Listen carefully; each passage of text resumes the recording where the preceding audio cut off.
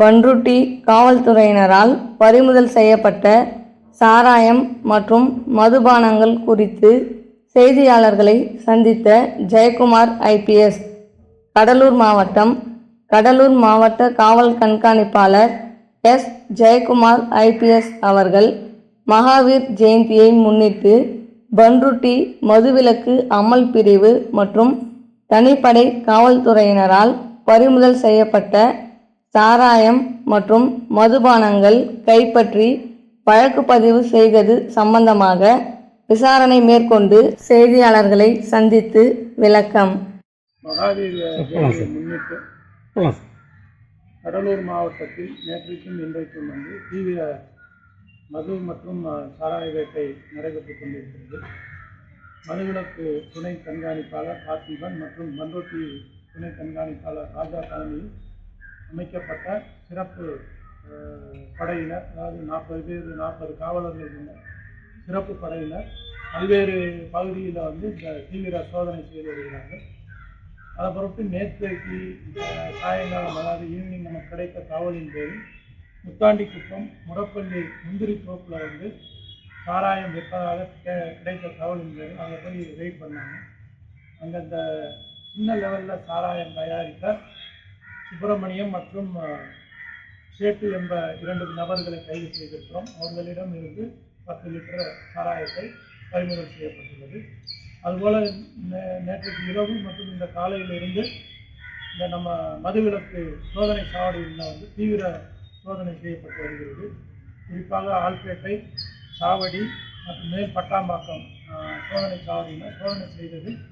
இன்றைக்கு எல்லா இடங்களிலும், அதாவது இன்றைக்கு மதுவே விற்கக்கூடாது, மதுக்கடையெல்லாம் மூடி இருக்கு.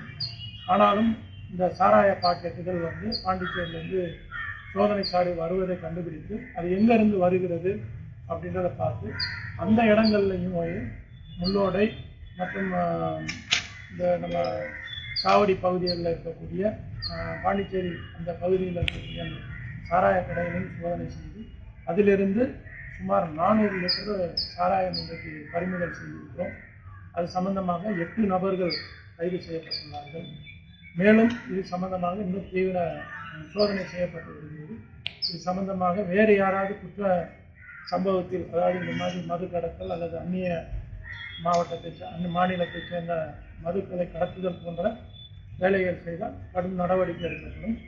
இதுவரை நம்ம மாவட்டத்தில் கடந்த 3 மாதங்களில் இந்த போதை தடுப்பு இதுக்கோசரமே 10 நபர்கள் குண்டர் தடுப்பு சட்டத்தில் அடைக்கப்பட்டுள்ளார்கள். அதில் 7 பேர் மது கடத்தல், இந்த மாதிரி பாண்டிச்சேரி மதுவை கடத்தியவர்கள் உட்பட 7 பேர்கள் குண்டர் தடுப்பு சட்டத்தில், 3 நபர்கள் கோட்பா என்ற புகையிலை, தடை செய்யப்பட்ட புகையிலை விற்பனை செய்த 3 பேர்களும் குண்டர் தடுப்பு சட்டத்தில் அடைக்கப்பட்டிருக்கிறார்கள். இது போன்ற கடும் நடவடிக்கை நமது மாவட்டத்தில் தொடரும்.